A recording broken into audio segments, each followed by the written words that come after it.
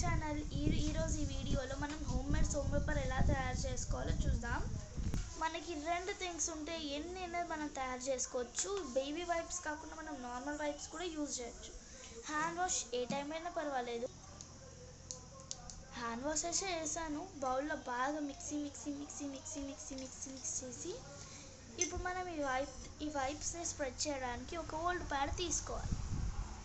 ఇలా ఏదైనా ఒక ఓల్డ్ ప్యాడ్ తీసుకొని నైస్ ఉన్న దగ్గర పెట్టి ఈ బౌల్ని ఇక్కడ పెట్టుకోవాలి. తర్వాత మనం ఏదైనా ఒక వైప్ తీసుకుందాం. ఇక్కడ ఒక వైప్, ఇప్పుడు మనం వైప్ తీసుకున్నాం కదా, ఇప్పుడు ఈ హ్యాండ్ వాష్ని స్ప్రెడ్ చేద్దాం.